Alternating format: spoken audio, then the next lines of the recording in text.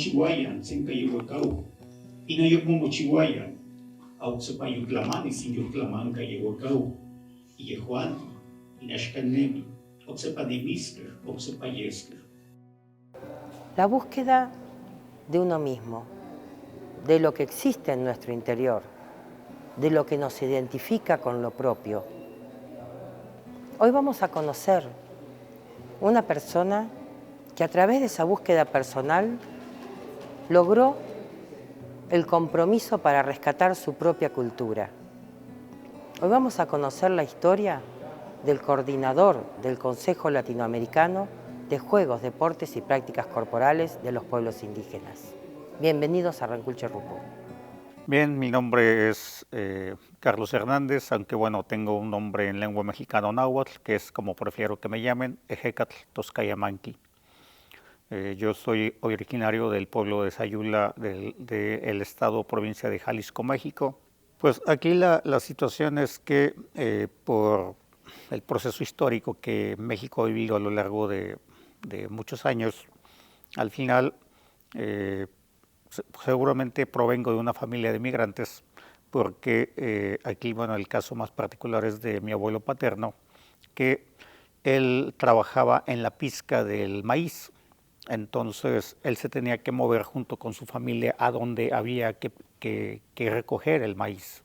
Entonces, pues ahora sí que iba de pueblo en pueblo, ¿no? Y bueno, pues dentro de este proceso, pues tocó que en ese momento estuvieran tanto mi abuelo como mi padre en esa región del sur de Jalisco. Ahí conocieron a mi madre y bueno, pues ahí se forma la familia, ¿no? ¿Cómo fue ya de grande tu acercamiento nuevamente a ese entorno cultural que vos sentiste propio? Sí, igual sí de niño llegaron por ahí a haber inquietudes, ¿no? Desde preguntarme por qué las tzacualis, que ahora sé que se llaman en lengua mexicana, las pirámides de Teotihuacán eran diferentes a las de Egipto, porque unas terminaban en punta y otras no, tenían una parte plana. De repente, cuando llegué a tener algunos problemas de salud, llegaban sueños en donde veía, por ejemplo, una ocasión me veía con una mazorca de maíz dorada y me llamaba la atención eso, ¿no? De cómo brillaba como el oro, ¿no? Yo sentía la sensación del brillo, la calidez y a la vez, pues esa parte, ¿no? Entonces, pues había como esas respuestas, ¿no? Que a través de los sueños se manifestaban y era como esa búsqueda de regresar al origen. Sí, yo ahorita lo puedo considerar de esta manera.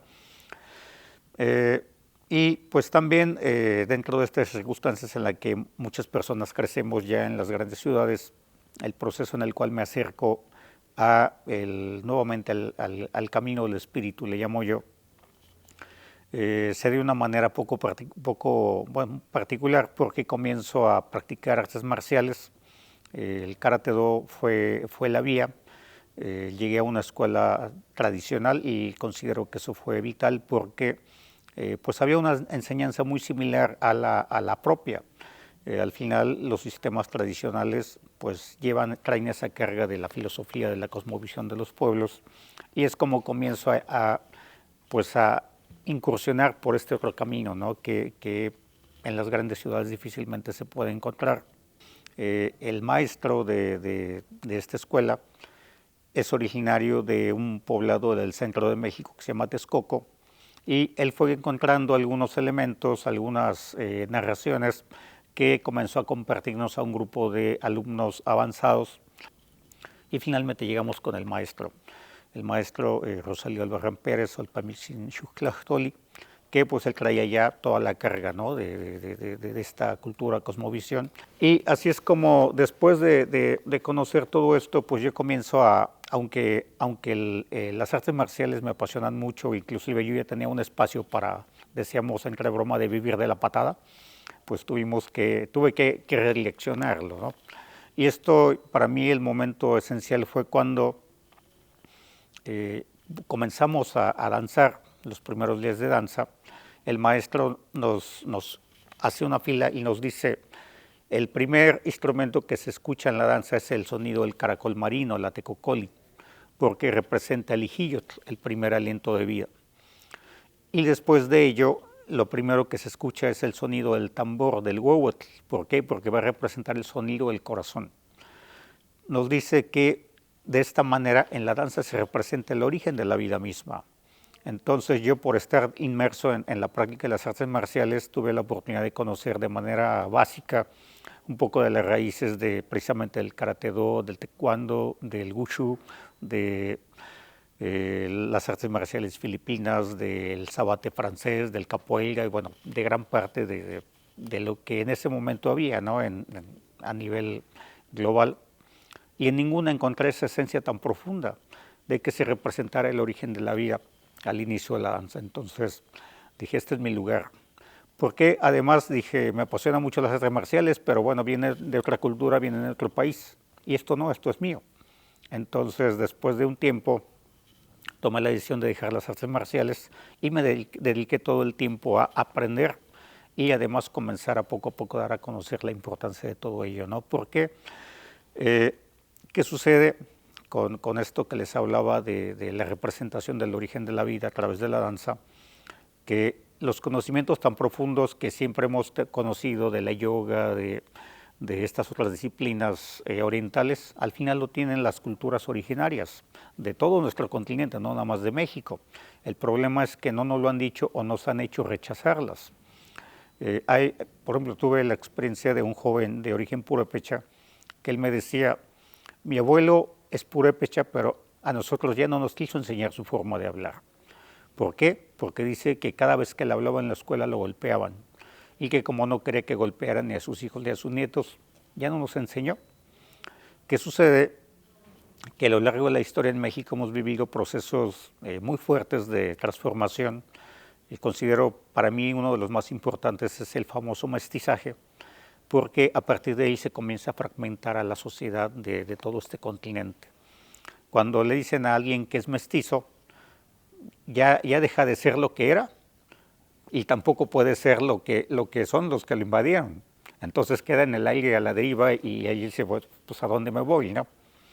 Posteriormente en México, ya en el siglo XVIII-XIX, se da lo que se llama la guerra de castas, en donde se evidencia cómo comienzan a clasificar a las personas por la tonalidad de la piel o por la manera en que se relacionaban entre personas, ¿no? Y bueno, la parte que considero más fuerte que se vive por allá en 1920, 1940, porque se establece un proceso de educación, de alfabetización, en el cual la consigna era para los docentes que lo hicieran de manera obligatoria en castellano y como Dios manda. ¿Esto qué quiere decir? Que estaban obligados a llegar a comunidades de pueblos originarios a enseñar en castellano. Y ellos les decían, todavía están ahí las crónicas de que decían, estamos depositando toda nuestra confianza en ti. Tienes una misión muy importante que cumplir. Entonces, tú vas a llegar a las comunidades y les vas a enseñar en el castellano. ¿Por qué? Porque si tú quieres comenzar a enseñarles a hablar en sus lenguas propias, corres el riesgo de convertirte en uno de ellos. Y a nosotros no nos interesa su forma de vida, no nos interesa la forma de vida de estos salvajes. Entonces, uno dijera, esto ya pasó, fue a principios, mediados del siglo antepasado, dice, entonces pues ya dale la vuelta a la página. Más sin embargo, por ejemplo, en el 2007 tuve la oportunidad de ir a un evento sobre la cultura tolteca en la ciudad de Tula, del estado de Hidalgo. Y hablando de unas experiencias, por ejemplo, conocí a jóvenes en Santiago Tuxtla, en Veracruz, que cuando los conocimos se avergonzaban de sus apellidos, que eran en lengua náhuatl, Xolotl, Catemachca y algunos otros. Después de varios días de estar hablando con ellos sobre la importancia de su cultura, de su cosmovisión y todo ello, ya nos comenzaban a preguntar, oiga, ¿y usted sabe qué significa mi apellido? Oiga, ¿y usted esto? Y al final, cuando hicimos la práctica de la danza, hacemos lo que es la danza de la palabra y les preguntamos cómo se habían sentido, qué experiencia habían tenido a lo largo de esos días que estuvimos con ellos. Y ahí pudimos escuchar a 2 o 3 jóvenes que decían, ahora sí me siento orgulloso de ser mexicano. ¿Por qué? Porque al final, pues que se ocasiona que lo obligan a uno a olvidar lo propio Y pues al final se está viviendo este proceso de recuperación. El maestro Guillermo Bonfil Batalla le llamó a esta etapa un proceso de desindianización. ¿Por qué? Porque era lo que se vivió y se está viviendo. Entonces, cuando yo les hablo de estas experiencias ahí en este auditorio, una jovencita pide la palabra y dice, aquí en una comunidad otomí hay un profesor que cada vez que escucha a un niño hablar su idioma, le regala $1, pero le pone una condición, que ya no la hable. En 2007. O sea, ¿qué tanto está sucediendo en pueblos y comunidades de pueblos originarios actualmente? Y esto sucede a través de la educación, sucede a través de la iglesia, porque también la iglesia al final cumple un papel muy importante, porque ellos dicen, tú tienes que conocer la verdad, el Dios verdadero. Y todo lo que tenga que ver con tus supersticiones y costumbres antiguas te condena. Entonces, es una lucha por doble frente. Primero, por un lado la educación y por otro lado la iglesia. Entonces, pues, ¿dónde queda uno, no? Entonces, eso fue parte de lo que me toca vivir.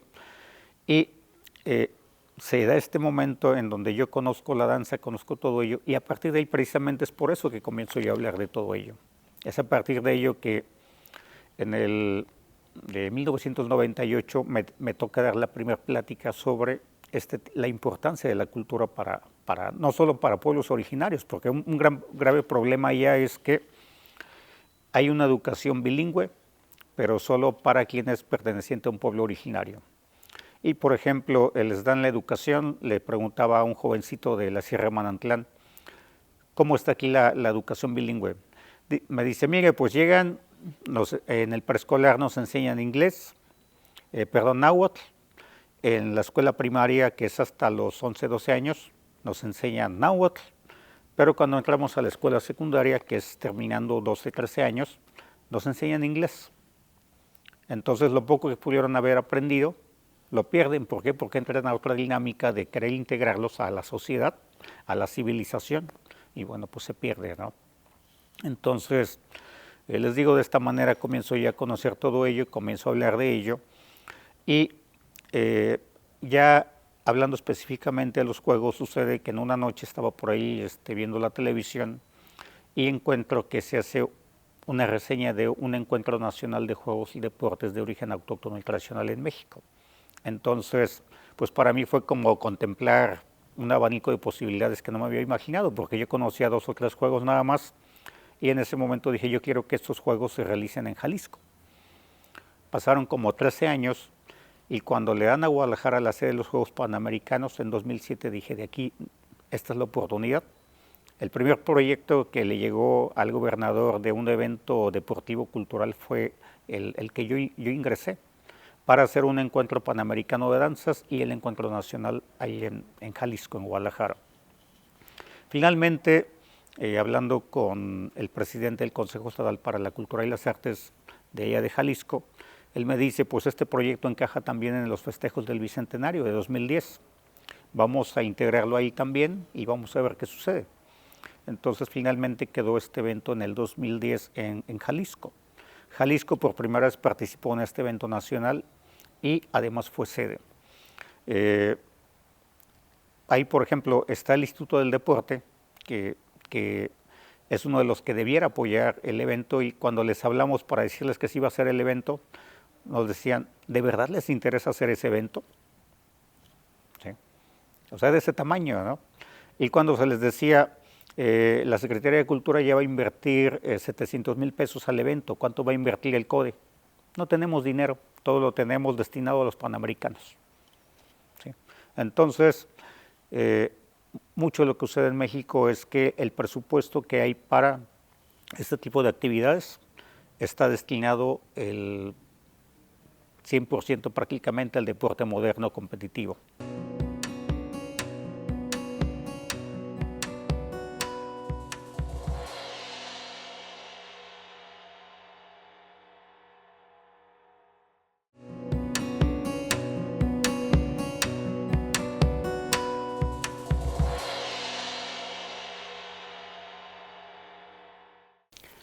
Al final es pues ahora sí que un esfuerzo, una organización esencial. ¿Por qué? Porque viene a sumar el esfuerzo que se está realizando en toda Latinoamérica. ¿Qué sucede? Que así como nosotros vivimos estas experiencias, pues se viven también en otros países, ¿no? Aquí tuvimos en esta ocasión a compañeros consejeros de Ecuador, de Colombia, del mismo mayas, tuvimos de aquí mismo de Argentina, entonces, y donde hay problemáticas similares. Hay la misma situación de la falta de apoyo para revitalizar, para salvaguardar estos juegos. Entonces, consideramos que es importante sobre todo porque ahorita hay un auge muy importante sobre los juegos, los deportes y las prácticas corporales. Por ejemplo, hay un festival en Italia que es el Festival Internacional de Juegos de Calle Tocatí, que desde hace 20 años, por 4 o 5 días, toman las plazas de la ciudad de Verona en Italia para presentar los juegos tradicionales de Italia y de gran parte del mundo. Este festival acaba de recibir una distinción como un ejemplo para la salvaguardia de los juegos a nivel global. En Brasil se organizaron los primeros Juegos Mundiales de los Pueblos Indígenas, hay una Asociación Europea de Juegos Tradicionales, entonces hay un movimiento muy importante a nivel global que nos está diciendo vamos a reunirnos, vamos a trabajar en conjunto, y también, por ejemplo, en España, por esto en el Plan Nacional de Salvaguardia del Patrimonio Inmaterial tienen dentro de este plan a los museos como uno de los medios más importantes para salvaguardar este patrimonio, porque ellos dicen que ahí pueden interactuar los portadores de la manera más natural posible, sin desvirtuar tanto, sin, ¿cómo se dice?, descontextualizar tanto, ¿no?, las prácticas. Entonces, es cuestión de que se pueda trabajar de manera transversal con las dependencias de cultura, con las dependencias de deporte, con las dependencias de pueblos indígenas u originarios para hacer posible cada vez más. La declaración, el que sea declarado en cada país patrimonio inmaterial, patrimonio cultural inmaterial de los pueblos indígenas o de las diferentes regiones, Claro. Es un avance muy grande y puede llegar a marcar la diferencia, ¿verdad? Sí, al final todo reconocimiento que se pueda lograr por instituciones sociales, gubernamentales, etcétera, es vital. Aquí nada más habría que cuidar un poco que no vaya a ser un evento político en el cual los gobiernos de los distintos niveles quieran tomarse la fotografía y el día de mañana se olviden de lo que acaban de declarar patrimonio. Aquí es bien importante que las comunidades de pueblos originarios que conservan este tipo de manifestaciones sean las que primero promuevan estas declaratorias, porque son las comunidades las que deben de iniciar este proceso, y que le dejen muy claro a las dependencias de gobierno que ellas nada más deben de acompañarles en el proceso, y que además aquí bueno, esto sí es algo muy importante que son conscientes en México, es que los juegos al final ya son patrimonio, tengan declaratoria o no. Entonces, que lo importante es que se pueda crear el plan de salvaguardia. ¿Por qué? Porque este plan de salvaguardia es el que va a garantizar que a mediano o largo plazo no caigan en riesgo de desaparecer. Entonces, si se logra este plan, y posteriormente la declaratoria sería como la cereza del pastel, ¿sí? Porque el plan de salvaguardia, si se instrumenta como debe de ser, va a generar beneficios y responsabilidades tanto de las comunidades, que son las portadoras, como de las instituciones que los están acompañando. Y eso es lo que hace falta, eso es lo que es necesario, que haya un acompañamiento y un trabajo en conjunto para hacerlo posible. Entonces les digo, si se logran las declaratorias, es fabuloso, más sin embargo, que se aseguren de que haya un plan de salvaguardia, porque si no caen en el riesgo de que, conocí por ejemplo yo a una anciana del pueblo Yagán, que la declararon patrimonio vivo de Chile, y se murió la pobre ancianita esperando que le dieran una casa porque creo que es lo que le había prometido el gobierno. Entonces, les digo, es importante sí este tipo de declaratorias de reconocimientos de distinciones, más sin embargo hay que cuidar, hay que garantizar que haya un plan de trabajo que le dé viabilidad a lo que se quiere declarar. Y hoy estamos terminando, ya concluyendo, con la última jornada del segundo encuentro del Consejo Latinoamericano de Juegos, Deportes y Prácticas Corporales de los Pueblos Indígenas. Y escuchamos a través de estos relatos cómo el compromiso se genera desde lo propio, desde querer rescatar la cultura. ¿Hace falta la colaboración de los estados? Por supuesto que sí, hace falta. Pero también hace falta el compromiso desde las propias comunidades para identificar lo que no se quiere perder, lo que se quiere salvaguardar, lo que es importante para nuestra identidad. Nos vemos en el próximo capítulo de Rancul Cherrupú. Lo que fue hecho hace mucho tiempo ya no se hace, se hará otra vez. Nuevamente se llevará a cabo como fue en lejanos tiempos. Ellos, los que ahora viven, otra vez vivirán, otra vez serán. Entonces, pues entendiendo esta ciclicidad que está inmersa en la naturaleza, pues ojalá y el ser humano entienda que todo es cíclico, que la importancia de la relación del ser humano con la naturaleza, de conocerla, de aprender a convivir con ella, de adaptarse a los ciclos que la naturaleza nos marca, como precisamente el día de hoy, que se había pensado algo completamente diferente, pero que la misma naturaleza nos está diciendo, puede ser un llamado de decir, acordémonos de la importancia de la lluvia, acordémonos de la importancia del viento, acordémonos de la importancia de la madre tierra para regir nuestro camino y nuestra vida.